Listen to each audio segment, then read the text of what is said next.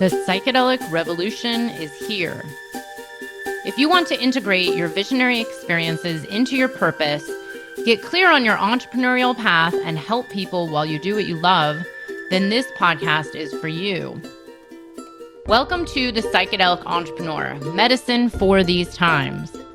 I'm your host, Beth Weinstein. I'm a spiritual business coach, 3-time entrepreneur, and a lifelong student of psychedelics and sacred plant medicines. You carry your own unique medicine, and your medicine is what we need for these times. This podcast will help you to share your medicine so you can create transformation in the world. Listen in on conversations with psychedelic leaders, changemakers, and conscious entrepreneurs who are living proof that a better world is possible when you follow your heart and live in alignment with your soul. Welcome back, everyone. I'm really excited today to have Saj Razvi joining us. Hi, Saj. Thank you for being here. Hi, Beth. Happy to be here. Thank you. So good to have you coming to us from Colorado, the epicenter. So Saj Razvi, LPC, is the founder and director of education at PSI. He is a psychotherapist and former clinical researcher in the MAPS Phase 2 trial of MDMA-assisted psychotherapy. He is on faculty at Synthesis, taught PTSD studies at the University of Denver, as well as a PhD course at the University of Copenhagen. He is one of the primary developers of the psychedelic somatic interactional psychotherapy modality, which is also called PSIP, which is a next-generation primary consciousness-oriented psychotherapy. The focus of PSIP is to maximize the relational and autonomic nervous system healing capacity of psychedelic medicine to treat complex childhood developmental trauma. Saj's primary focus is to train clinicians to provide legal, effective psychedelic treatment in their private practice settings, utilizing readily accessible medicines such as cannabis and ketamine. He provides PSI trainings and supervisions to students internationally. I'm really excited to talk to you, Saj, because this is an area that I personally am really interested in is the somatic piece. And of course, this comes up in a lot of interviews. It's been a huge part of my own healing and integration of, not official psychedelic therapy, but, psychedelic assisted modalities and therapies. And there's definitely been a lot coming up the last few years around this world in this area, especially in conversations I've had. But before we get into the work you're doing, I would love to hear, what brought you onto this path? How'd you get into psychedelics or therapy? What was your story to get here? Yeah, great start. I will say that, this is back in 2002, 2003, and I was at Naropa in Boulder. It was a Buddhist-oriented psych program. And initially, I was working at IBM at the same time I was taking that program, and I didn't want to be a therapist. And I told the people who interviewed me at Naropa, this seems to me to be a horrible job. Why would anybody sit there and listen to other people's problems for all day? And but I thought the field was very interesting, and so I thought I would just do it. It was probably a semester into it when I realized that I was insane. I was a semester in when I realized sort of all the programming that I got from my family of origin was pretty odd. And the thing is that you don't notice that until you encounter it, because it's the water you swim in. And so that's how I started with the world of therapy. And then it just, people became so much more fascinating to me than computers ever were. So that's one part of it. The other, I think, in terms of the model that I'm working in right now, I was in a weekend workshop and I didn't know that much about the model. And so we went into this experiential. I didn't have any sort of maps for what to expect. And we went into an experiential where we just sat there and made eye contact with a fellow student while doing the version of selective inhibition that is one of the interventions in the model. And all of a sudden, I found my entire nervous system was getting activated. I was becoming panicky, and so I went into a full blown sort of autonomic panic response just at making eye contact. And so I thought to myself afterwards, I have no idea what that is. I have no idea where it came from. There's nothing to write down about it. There's no notes to take. There's no, cognitive piece around it. But it felt like it put its finger on something that was really crucial in my system that I had been trying to get to, and I hadn't been able to. So whatever it was, I wanted more of it. So, yeah. And so then, did you then go on to, PhD and traditional psychotherapy? And where was there a shift into, let's say, the somatic work and then also the psychedelic work? I'm curious where those took a part in this.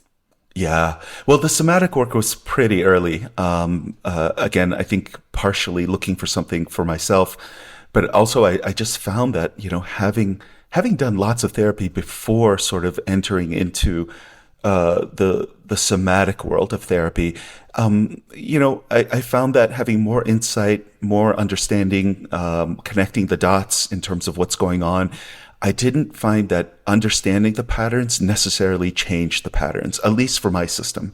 Maybe there's people that, when they experience things, they were older, but for somebody who experienced things very early in life, I think a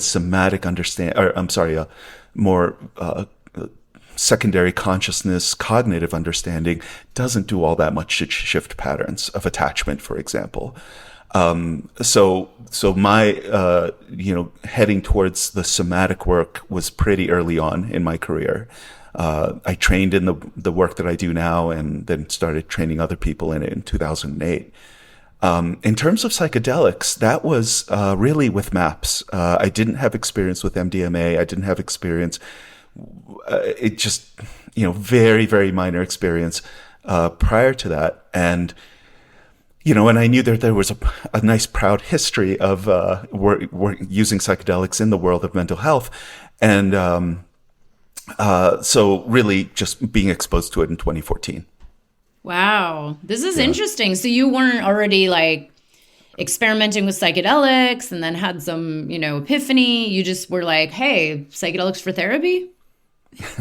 That's exactly it. The direction that I come to psychedelics through is really what they can do for us in terms of mental health. And I think you're right. I think many people that approach psychedelics or have already experienced the wonderful power that they have and are saying, oh, well, they can be adapted to work in the mental health field. And my primary lens was always mental health.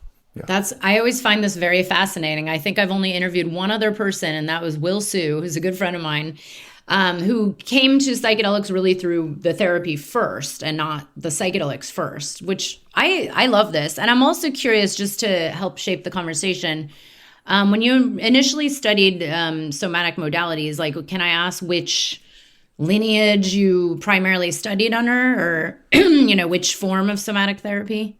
Yeah. So the model that I had studied under, and the one that I've pretty much stuck with this entire time, was it was a synthetic model, meaning that it was really taking things from from modalities that had already sort of come before, meaning that there were things borrowed from focusing, there were things borrowed from the SE world, there were things borrowed from psychodynamic theory. So, things that are making, basically it's a synthetic approach that is taking the world of, somatic work and then incorporating it into a psychotherapeutic container, where we could do a little bit more. I think we could pressurize people's systems a bit more. We could sort of lean into the negative transference that can happen in that space. So, yeah. Okay, this is great. Yeah. I'm so excited because I have some edgy questions about somatic work, because it's, it's been a huge part of my own healing path and the psychedelic path and the integration path. And I believe personally that it's a non-negotiable. And I believe we're going to get to a place where people are going to realize the psychedelics don't work without the somatic piece of it. I don't think we're there yet, because there's a lot of people that are like, oh, let me just take mushrooms or microdose and it'll heal all my depression. And then it's like, well, there's something at the root of all of that, right? And this is the juicy stuff. So let's get into a little bit, and then, the questions will come through this of, can you explain to me a little bit about PSI and also the psychedelic somatic interactional psychotherapy, which I am assuming is what you are teaching? Yeah, that's exactly it. Well, let me talk about maybe some ways that it might be contrasted with the models that probably most people are aware of, right? Which is, most people have the sitter model, right? Which is basically a team sits with a person and they're mostly holding space. The primary interaction that's happening in the sitter model is, between the participant and the psychedelic process. So it's a really internal world that they're working with.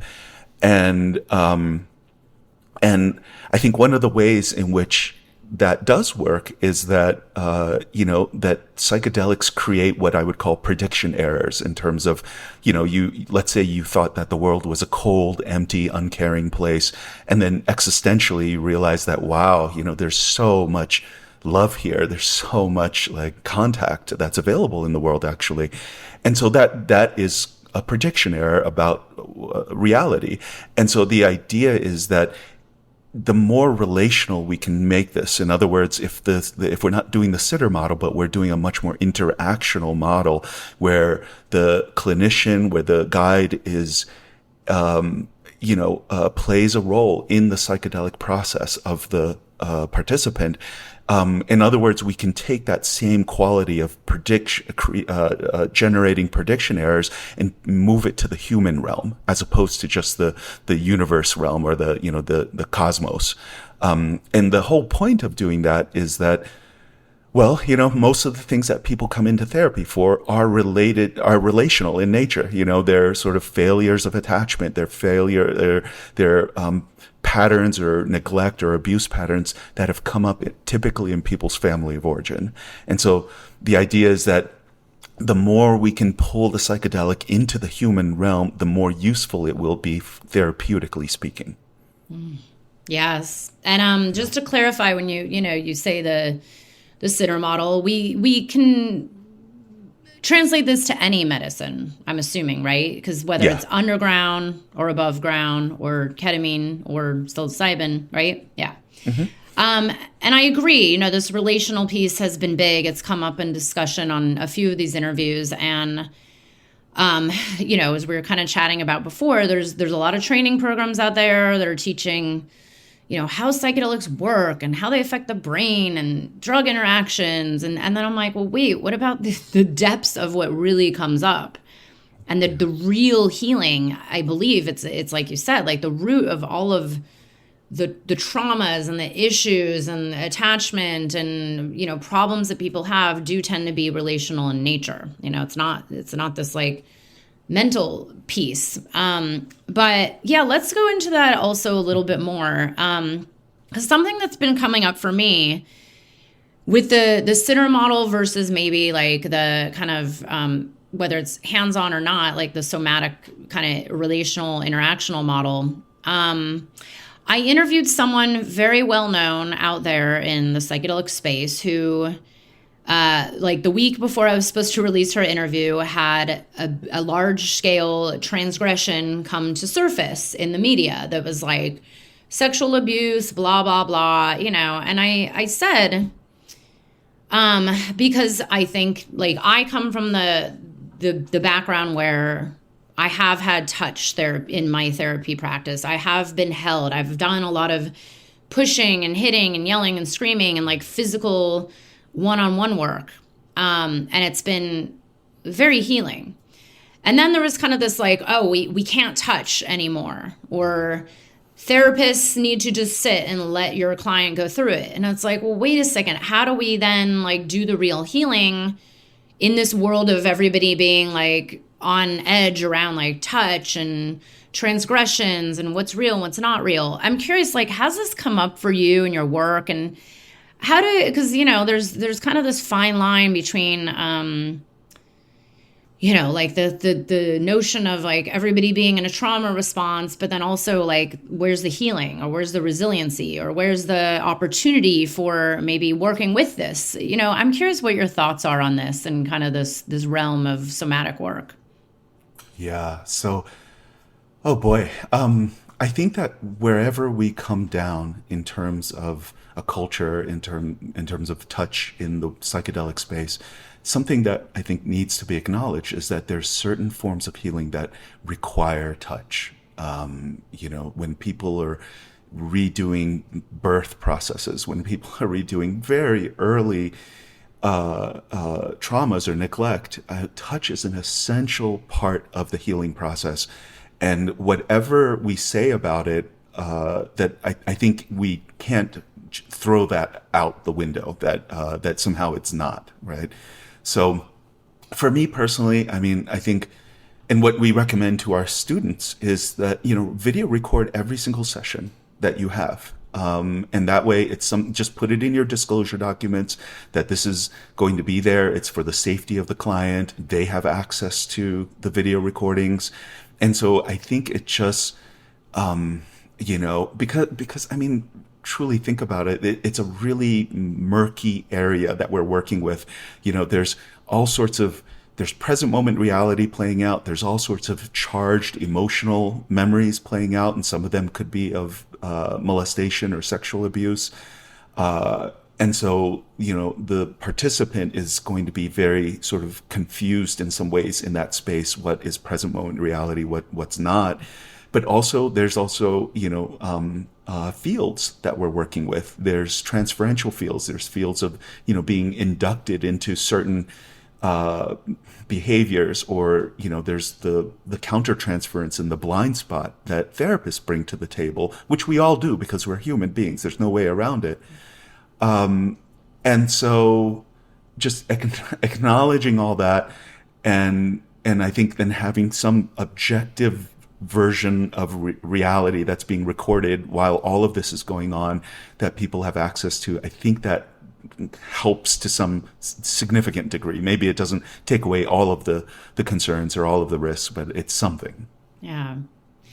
That's a good response. And it's been interesting because it's like, this is actually one of my bigger concerns for the future of psychedelic therapy, or whether it's underground or above ground, is, how do we actually really provide the space of true healing in this world that we're in, where it's like, there's so much happening, and you said, it's like, it's beyond just like someone's own traumas. There's also fields, there's the unspoken, there's, and then there's like, this is all also a very new field on some level, right? Meaning like, I still don't know if there's an actual established code of conduct. I don't think there is yet. I think there will be eventually, but and the reality is codes of conducts, even in traditional therapy, are broken, and that happens because we're human, right?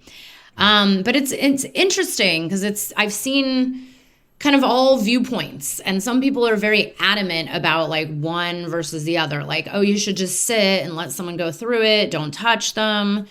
And then there's like, I mean, I'm including myself, by the way, I've had to be like fully contained by a human being holding me, and it's right. Okay. Yeah. But it's an interesting thing. Now, yeah, let's go back to, the work that you teach, how you teach it, and also who is this for? Like, are you helping more kind of underground sitters, or trained? Does it have to be like above ground therapists? I know you were part of the MAPS MDMA work. Is it, like, who comes to you, and, what is the work that they are doing? Yeah. So, most of the people that we get do have a more traditional mental health background. But we don't require that. If somebody has a significant background in the healing arts, and what I mean by that is, they've been certified either in Hakomi or Gestalt or a psychodynamic training, or a good developmental psychotherapy training, or, they're an SE practitioner, for example, then, we'll accept that person. The main purpose of what we're doing here is we want to know that the client, that the student already has the capacity to hold sort of powerful, mental health processes that can emerge for people. For people. And because this is a fairly advanced training, I would say. So it's not those basics we're expecting to have people have in place before they come in. So how we do our trainings is somewhat unique, I think, in the field, which is that our cohort size is only 3 people. So we have 3 students for 1 to potentially 2 PSI faculty. And we have them for 5 days. The whole purpose of this is that, the psychedelic process and the somatic process, both of these are quite sort of alien in terms of most people's direct experience in the world. For the most part, we operate in secondary consciousness. We're operating as cognitive beings, somewhat abstracted from our worlds. And we just have this body that we're riding around in or something like that, right? And so, the body process and the psychedelic process are so difficult to communicate through language, I think, that our training is really focused on having people have a direct experience of the work. And only after that do we then go into a phase where we're talking theory. What we found is once people have had a direct experience, then the theory lands in a completely different place for them than it would have if they didn't have that experience. And then, of course, the other thing to, I think, acknowledge is that psychedelic therapy is an art form, right? Yes, it's a science. There's some things that we can say, here's some principles that we can really rely on, but there's so many variations. There's so many variables.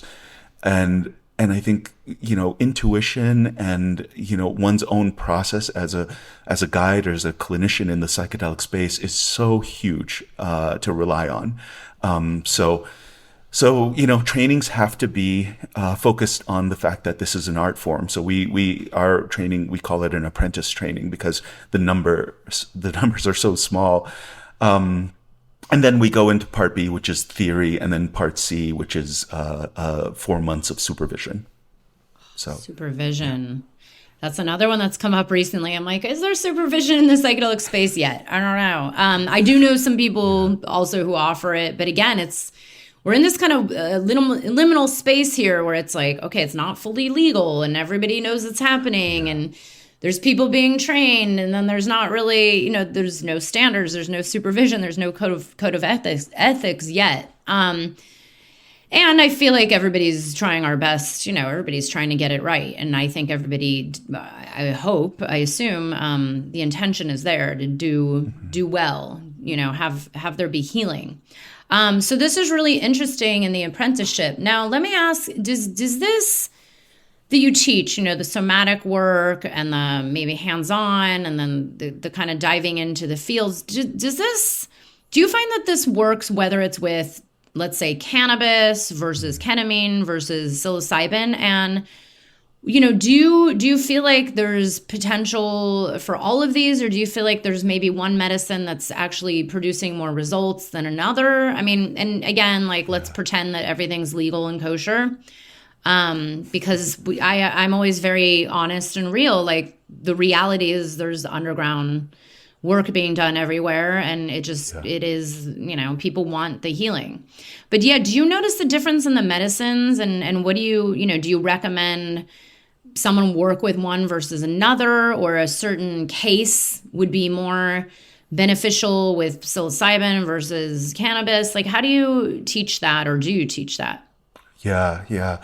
So let me just start by saying that the training that we have is for people to practice above ground, because what our focus really is not on any specific medicine, and rather it's on a series of interventions that are useful regardless of what medicine you're going in with, right? So the idea being that, regardless of what medicine, it's good to have more of your being on board for the psychedelic process to move through. It's good to have your body, your autonomic nervous system available to you as an ally, regardless of what medicine you're working with. So truly a non-medicine specific modality.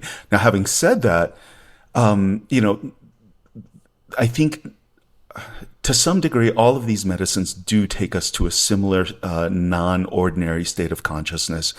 And they seem to have, the neuroscience is telling us that, okay, they're working with the default mode network and the serotonin receptors that are most prevalent in the default mode network to kind of disrupt the smooth operation of the default mode network. Now, I think there's other routes to doing something similar to that, so anyway, that's the commonality of all these medicines, the non-ordinary states of consciousness. Having said that, I think there are medicines that have unique gifts that they tend to offer people. And I think being strategic in terms of, what medicine is used when could be, there is a usefulness to that. So the two medicines we most work with are cannabis and ketamine. And, what I see with the cannabis is that it's a pretty remarkable medicine in terms of what it accomplishes. And I would consider it a more narrow psychedelic in terms of what it does versus the more classic tryptamines like psilocybin and certainly even ketamine that is a much more wide-ranging experience. Cannabis seems to have a really, I'll say reliably, it engages dissociation in a way that other medicines simply don't. And if people don't know, that, dissociation is a hallmark of trauma. It's one of the big things that we have to contend with in the field of mental health.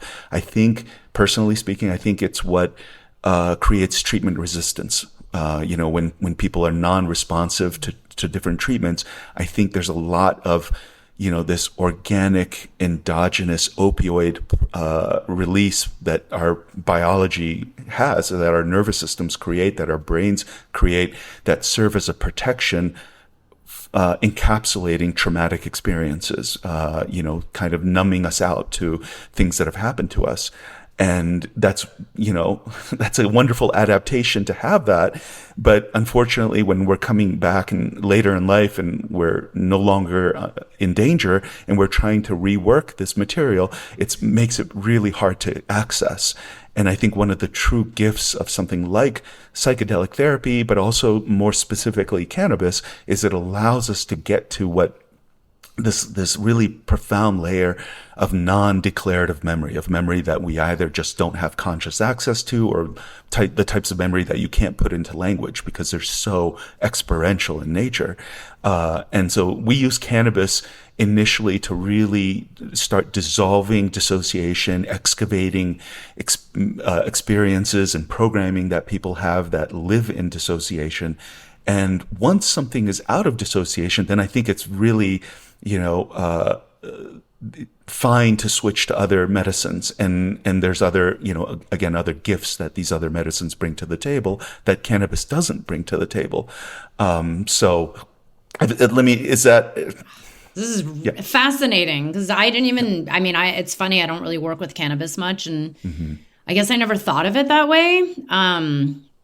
But honestly, what you said about the treatment resistance is fascinating because I've always kind of questioned, like, how is that possible? But then again, I also, I have my own views on like some of these drugs not actually being helpful at all. It's like, yeah, maybe there's a resistance and maybe they're making you worse, which we've seen. That's a whole other conversation. But wow, this is fascinating. And I love that these are, for now, available, meaning like they're a little more accessible than, let's say, MDMA is coming out soon, but even psilocybin, even though it's very accessible, it's also inaccessible for a lot of people.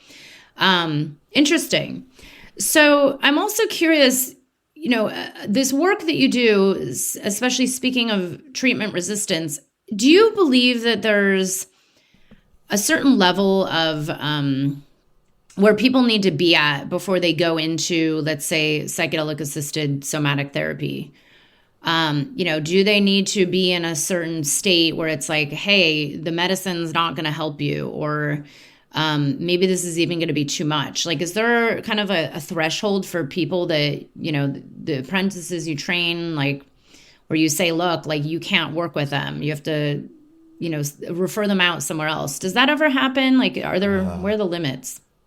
Do you mean, are there states or conditions that are contraindicated for psychedelic work? Yeah, like if somebody might not be ready. Yeah, if they're in such like really tough trauma response, or someone who has treatment resistant depression and PTSD and has tried everything and is kind of at this really dark place where it's like, well, I mean, is there someone that shouldn't be going and doing any psychedelic therapy?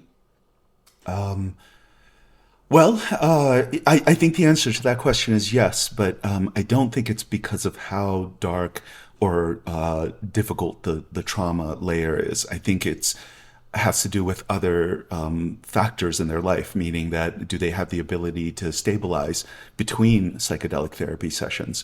So if people don't know, psychedelic therapy is inherently destabilizing, right? So we're really going in and all the coping structures that people have generated over years and years, all the ways that they've kind of, managed to patch themselves together to be a functional human being. All of those, the medicine asks all of those coping mechanisms to go away. So I think it's pretty normal. We saw this in the MDMA trial. We see this with, people working more psycholytically with cannabis or ketamine, that there is destabilization that happens. Right. So I would say that is one factor to consider. How well are people able to sort of stabilize and do practices that make them more functional between psychedelic sessions? That's one piece of it. The other thing that we tend to look at, and maybe if this is too inside in the weeds, please let me know. But we look at how much of a solution do people have internalized to the things that have happened to them, right? Mm-hmm. So in other words, even though, let's say somebody had a lot of abandonment in childhood, so even this person could be an adult, and some people have internalized because maybe they've had a relationship or they're in a relationship that they have a sense that, oh, okay, the world doesn't work like through abandonment. And while other people are still walking around in, quote, in the war zone, meaning that, whatever happened to them, even if it happened 20, 30, 40 years ago, they still feel like this is the reality they live in. And I think that's the nature of traumatic memory, that, it doesn't get encoded with context. It doesn't get encoded with a sense of time that, that you've become an adult and you're no longer as tiny and dependent as you were.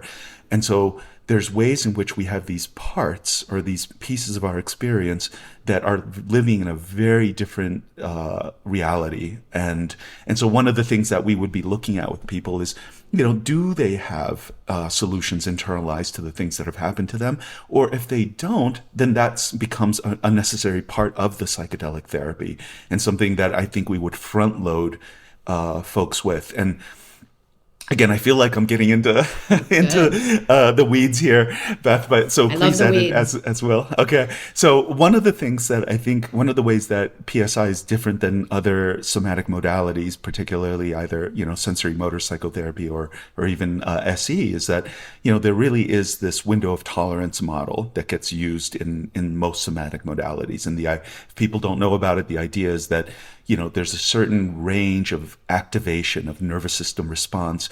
And if you're too activated, if you're hyper aroused, then that's considered not that useful therapeutically speaking. And if you're hypo aroused, then that's considered not that useful, meaning yet you're too depressed or you're too numbed out, right? And so the idea is that, you keep a person in that window of tolerance, you keep them regulated, and people can engage in the psychotherapeutic process. Now, and I also understand the goal of these models is to expand that window of tolerance so people can tolerate more. The thing is that what I see pretty reliably is that trauma does not live in the window of tolerance. Trauma lives in the extremes. It lives in extreme activation and extreme depressive, numbed out states. Every single MDMA session that I was ever a part of at MAPS, people would very quickly leave any definable window of tolerance. So I guess what I want to add to the picture of that conversation is just this idea that, there's a window of tolerance that we have for ordinary consciousness and how we normally operate. And then I think there's another completely different capacity that comes on board when we're in altered states of consciousness. And so I think our system is wanting and willing to go to these extremes. So in the PSI modality, we're like, great, let's go there. Let's go to the sort of the most activated places you have and the most numbed out places you have. And the thing that we will insist on while people go there is relationship, right? And we do that because, I mean, think about the one thing that would have made every single childhood trauma better, right? Maybe we couldn't prevent some of the things that have happened to us in childhood, but the one thing that would have made it better is relationship, is competent parenting, is nurturing. You know, think about a little girl who, right? Yeah. I'm sorry? Yeah, like the nurture barrier. Like, yeah, I didn't receive this, and this is the whole root of all of it, right? Or whatever. Yeah, exactly. There's those pieces. And even if it's just like, I mean, think about like a child falling down and scraping her knee, right? And a parent will pick her up and kind of hold her and scoop her up that way.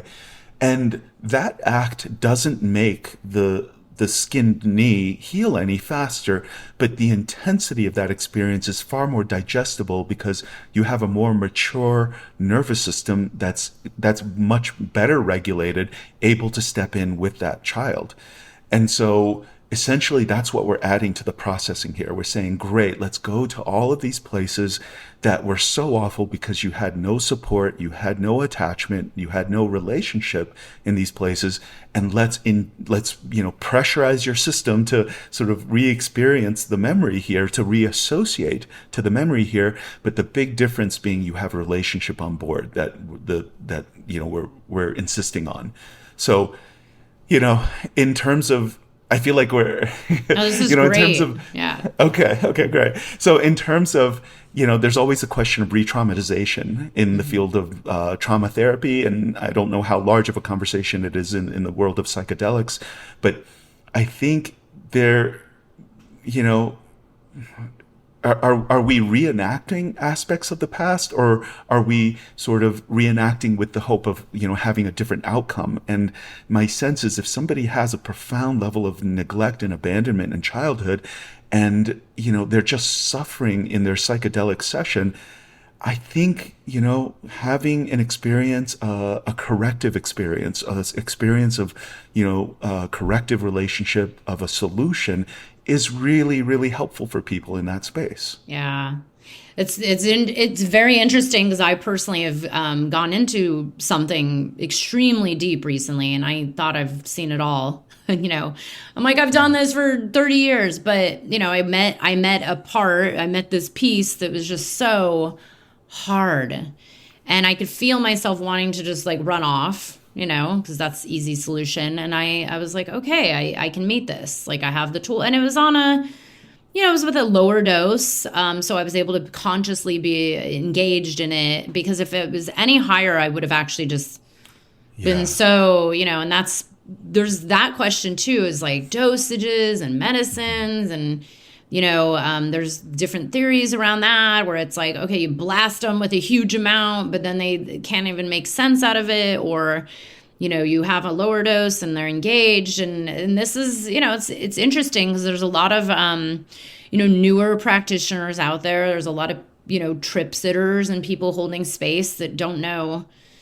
like even anything that you're talking about, and then there's kind of just the finger crossing of like, well, I hope this does something. But to me, the work you're talking about right now is, in my personal experience, is where the true healing has been, where it's like, yeah, that was really hard to feel that again, that maybe was when I was, 2 months old or whatever it is. It's hard to feel. It's not the most pleasant thing. And that's where there's this healing that happens. Yeah. And it's been interesting because there is a lot of talk around, this notion of trauma. It's like, because I've been actually kind of questioning this too, where it's like, yes, I realize there's trauma in all of us, and I have trauma, and the world is trauma, but then there is this desire for so many to heal and feel better and stop the cycles of whatever it is, depression or anxiety, but then there's also like the resilience. And then there's the meeting it and having the tools and the skills with, hopefully someone that can kind of hold you in this process. But then there's people out there. I mean, it's been interesting. And I think we'll maybe see this more over the years where there's a lot of like extreme viewpoints where it's like, no one should be doing this because it's just going to re-traumatize you. But then it's like, maybe that is the place of healing, or maybe there's an opportunity there, or maybe it's not about, like writing everything off, like the trauma permission slip. Like, the reason why I can't show up for my job that pays me is like, I'm in a trauma response. I mean, are they going to let you not show up for 3 months, or are you going to get fired? It's an interesting world. I'm curious, like, do you have any views on this, or especially when it comes to the space that we're in, and psychedelic or the healing space? Like, what are your views on the trauma? Yeah. Well, I mean, I maybe this is a middle path here, which is, I think so much of what causes people to enter into psychotherapy is trauma. I think the research on the ACE study research is pretty conclusive about that. It's a really gold standard piece of, looking at, well over 17,000 people in terms of sample size and things like that.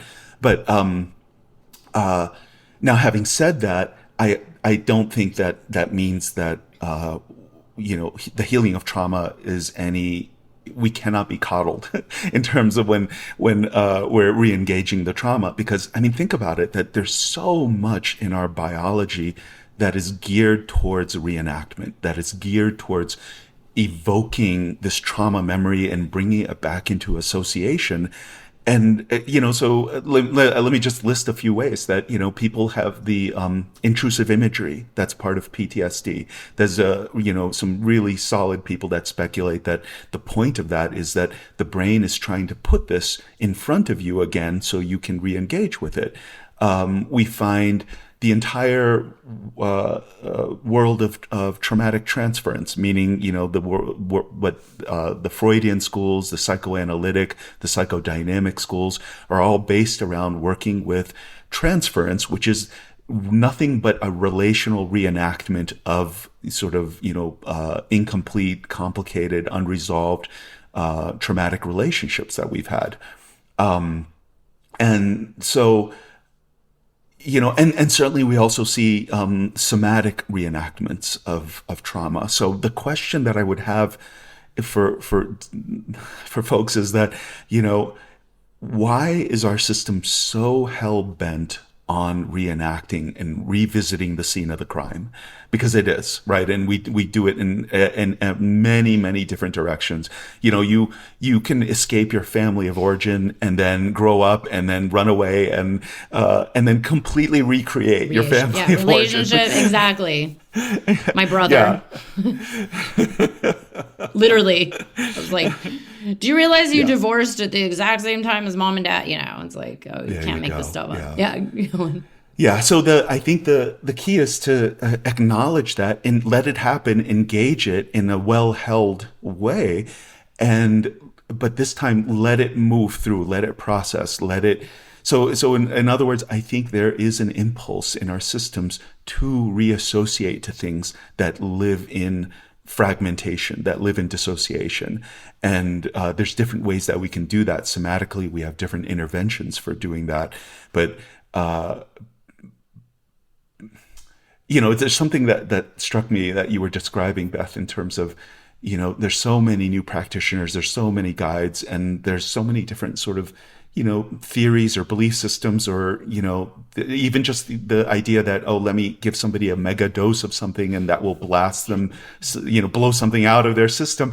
So almost never do we suggest to people, do we suggest to our students that take a higher dose, right? In other words, we're not focused on the dose at all. We're not overly focused on the medicine. We're focused on the interaction. We're focused on the process and the relationship and what we can leverage with that.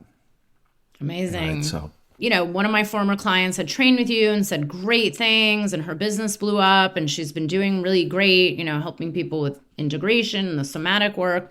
But it's interesting because I help people in this field. I actually have a rule. I don't help anybody who just wants to be a trip sitter. I actually don't think it's, like a viable business, first of all. And second, it's like, well, what does that mean? But I'm curious, what your take is on this world of psychedelic therapy, underground, above ground. There's training programs now. There's legalization happening. There's $97 courses you can buy on how to sit for someone. I'm curious if you have any concerns or suggestions for people that maybe want to, because here's the thing, I do believe most people who are called to this have had some healing for themselves, and they feel like, okay, I actually want this for my friends. I want this for my community. I want to help others. I do think most people, maybe not everybody, because there's also the human ego, but most people, I think, want to help. But then there's, who knows, like potential for harm or transgressions or, sexual, especially I've made jokes, which I maybe shouldn't joke about MDMA becoming, legalized for psychedelic, for legal therapy. Well, are we going to see more transference and countertransference and therapists getting together with their clients left and right? I mean, who knows? But I'm curious, like, what are some concerns you might have, if you have any at all? And like, what are the remedies to these, especially for the kind of exponential growth in the psychedelic field? Yeah. Oh boy. Okay. It's a big can of worms here, big conversation. Yeah. I would say that, there's lots and lots of different ways that we can enter this particular conversation. But one way is to think about, who you're trained or training to work with. So in other words, is the person that you're looking to work with, are they, psychologically stable? Are they psychologically, sort of a healthy person? Or and they're just looking to have personal growth, or are they looking to have transpersonal experiences, or are they with you because they're suffering, right? And are they with you because they have anxiety, they have depression, they have PTSD symptoms, they have relationship problems, so really, why is the person with you? And I think that if they're coming to a practitioner because they have mental health concerns, then that puts us in a different camp in terms of the training that I think is required to work with that. If that's not the case, which there's so much wonderful benefit to having transpersonal experiences, doing group work, ceremonial work, and that's not. It's not a psychotherapy container. It's church. It's a very powerful religious experience. But if somebody's coming because of mental health concerns, then I think the training should be there to be able to work with that. Meaning that this is going to take time, right? So let me put this in context a little bit, right? So if you're going to be a doctor in this world, it takes years of education. And once you graduate from that, then you have to go do a residency. And then, you have to go for years and years of training before you're just solidly set to do that type of work. I would argue that anything that we encounter in the mental health world, we're talking about some of the most complicated psyches on the planet, right? And I would argue that anything that we're doing is equally as complicated as what surgeons do with and except for we're working psychically with people. So the suggestion is take that to heart. Let your training take years in terms of doing this. I know that's not the American way, right? I know that, we want our fast food and we want our fast food shamans, our fast shamans. I call it, the Amazon Prime effect. The Amazon, right. We want it next day, right? And this takes time. This is an art form. It is a science as well, but it is definitely an art form that takes time to really develop yourself to do. If you want to do this ethically and not just, either make a quick buck, but but moreover, there's a lot of other intrapsychic forces in people's lives that may want to push them to do this type of work. You may have your own needs that are getting met when you become a psychedelic practitioner.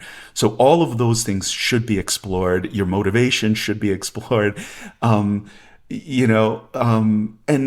And like I was saying, if you're going to be working with mental health, take some trainings, right? So you don't have to do the full, master's degree or doctoral degree for mental health. I'm not sure how useful those would be anyway for what's happening here, but they're helpful in terms of having a background experience with it. But take a developmental training, take a good trauma training, understand sort of what's happening developmentally with people when they regress to being an infant and their needs, So things like that, I would say, really spend some time with. Yeah, very good calls there. I mean, it's kind of like, and even when you're maybe working with someone who just wants the transpersonal experience and is kind of, what do they call them? Healthy normals, which I hate that term, but I get it.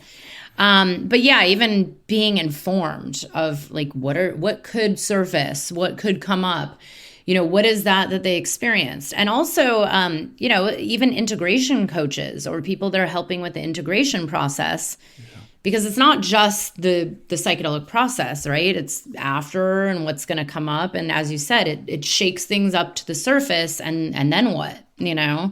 It's not just talking someone through. I'm curious, I want to leave you some time to talk about, your own business and what you offer. But one last question about this.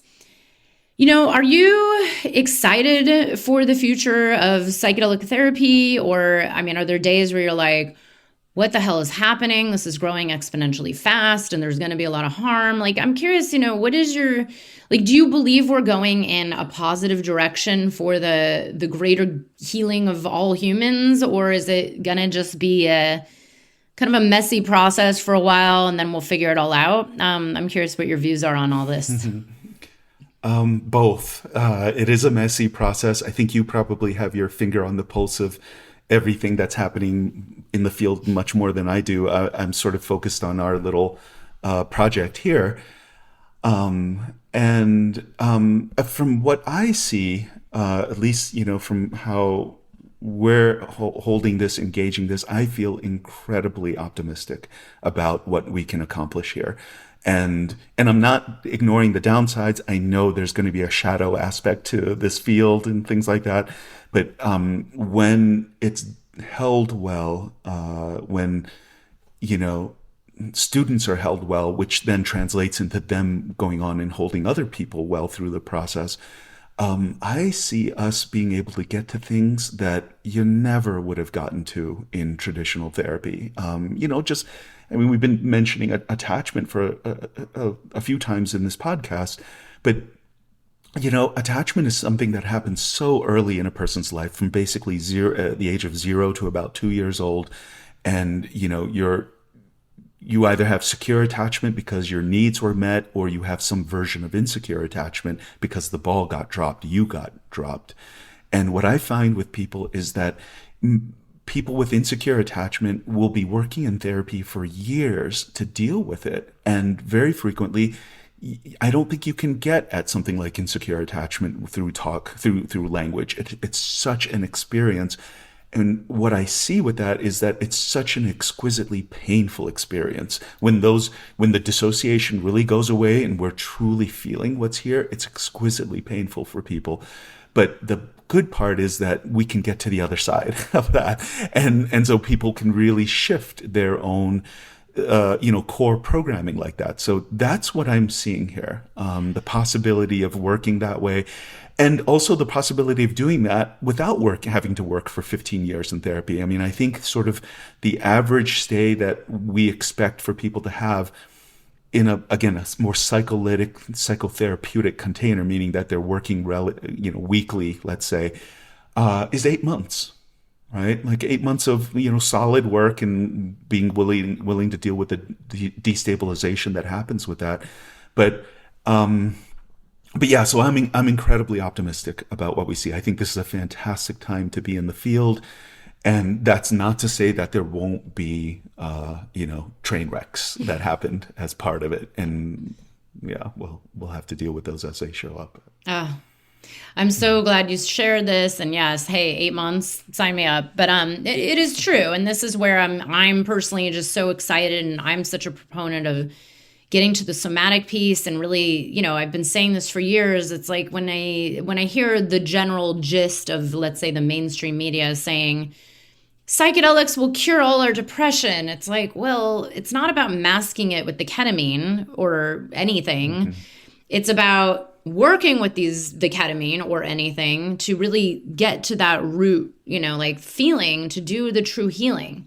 Because I've actually met more and more people that are just kind of like, it's like, well, maybe it's not an antidepressant anymore, but then it becomes like the new mask. Yeah. And it's not really like the depths of the healing, which I believe is here is what you're teaching. It's like, okay, we have to get to that ultimate root and the soma and the energy field in the body and meet it. And yeah, maybe that means being destabilized, but if you have the right support, you can get through this. And this is where there's that real healing, and this is my hope too. I mean, I still, even with the messiness and the scandals and the stuff, and I mean, it's minor in the grand scheme of potentiality. Mm-hmm. So I'm also optimistic. It's just, I also like to laugh, because if we don't laugh at the reality of like, well, we're all humans trying to figure out this whole healing thing. And none of those humans are actually fully healed, right? Maybe, I don't know. I'd love to know if there's a Jesus walking on the planet right now. But anyways, let's hear a little bit more about what's happening at PSI, how people can find out more. What do you have coming up this year? I think you mentioned you're going to Breaking Convention, which is, I think, in just a few weeks, right? Yeah. But yeah, where else will you be, and how can people find out more? Yeah, well, we, our website is psychedelicsomatic.org, and we put a ton of information on that site. The idea being that, let me just say, I don't think psychedelic therapy is for every client, and I don't think it's for every practitioner. You really have to be called towards working sometimes in counterphobic ways, sometimes in ways that are just so unusual, right? You have to be fluid with that. And so one of the things that we try to communicate to people is through our videos. We actually have videos of actual psychedelic sessions on our site, because we want there to be, as much as possible, we want there to be no surprises for our students coming in. And so we put a lot of video information on what the process looks like.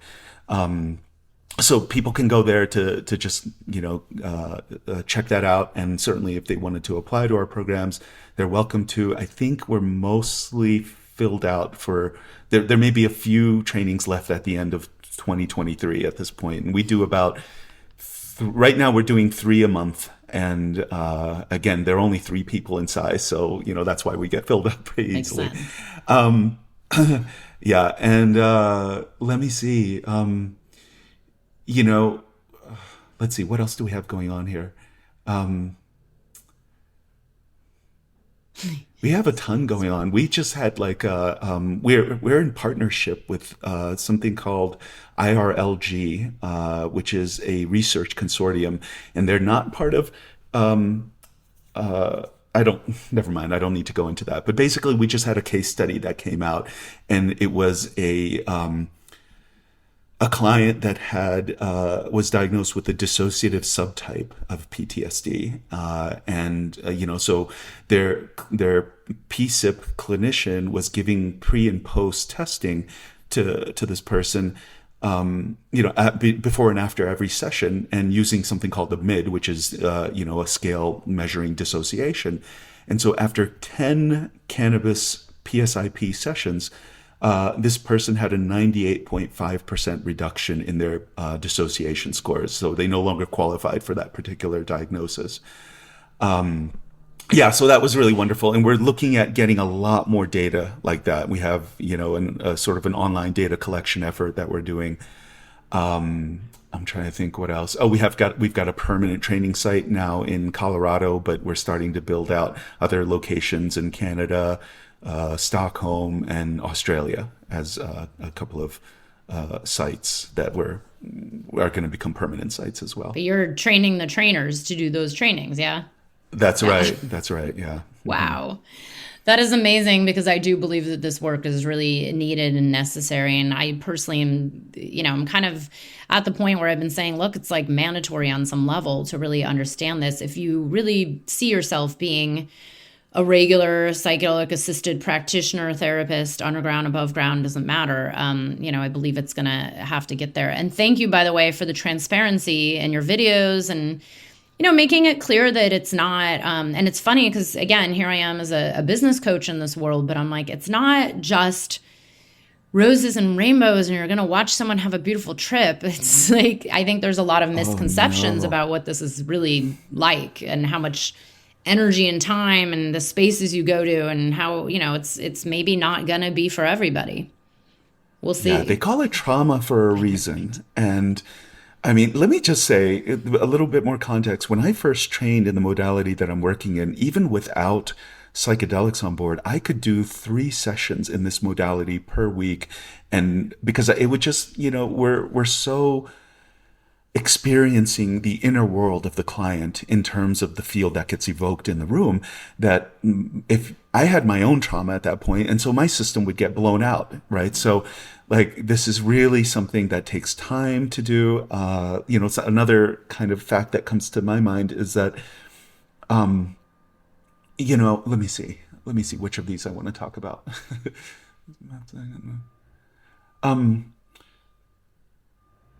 Yeah, when I was at MAPS, and people, because of the way that MDMA works, you have to have a significant chunk of time between MDMA sessions. And so some people, between sessions, they were okay. They found their feet.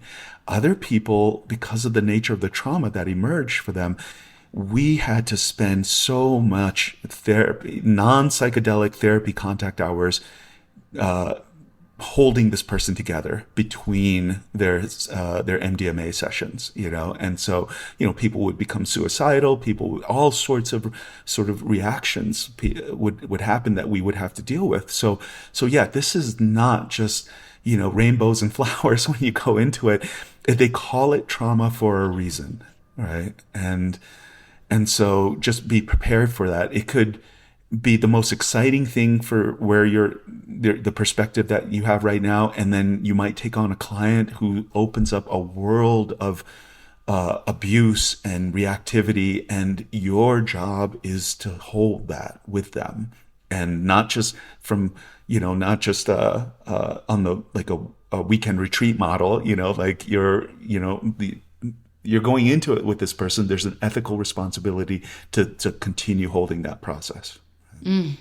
Yeah. And, I might add, you mentioned this is MDMA too, because again, I think there's a lot of this perception, it's like just going to open your heart. And it's like, I don't think people realize like that is not just beauty and rainbows. And it's like, there's a lot. But I'm glad you're speaking about it. I'm glad there's transparency. And clearly you're not just here to, sell a training program and that's that. So thank you. No, I know we rejected. We turn away a fair amount of people to our program because again, we just want people to have a solid basis. We not only do you have to have that kind of a background, we want people to have 2 years of working with people in a mental health context, and that could be private practice. That's fine, but we want 2 years of people like engaging with depression, engaging with panic attacks and anxiety and different sort of manifestations of mental health. Amazing, right? So, and the one I think maybe the one last thing that comes to mind, maybe. Feel free to cut this if this doesn't make sense here, Beth. But but something I will also mention is that, where the nature of transformation, I think, in the PSI model is quite different than what we would encounter in either psychedelic integration work or sitter model work, right? So,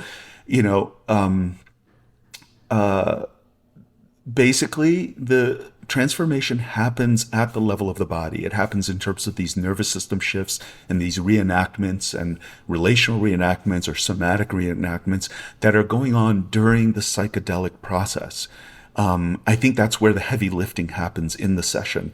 Certainly, integration is very necessary. It's helpful, but it's fundamentally integration is, getting your mind, your, top-down consciousness caught up with what your bottom-up process has been accomplishing in the therapeutic process.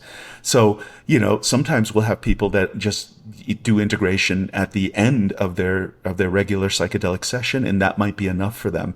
But this is just me saying that, I think, shifting the emphasis of where the transformation happens. I think it happens more in the actual psychedelic session than it happens in the integration session. Beautiful. If that makes sense. Yeah.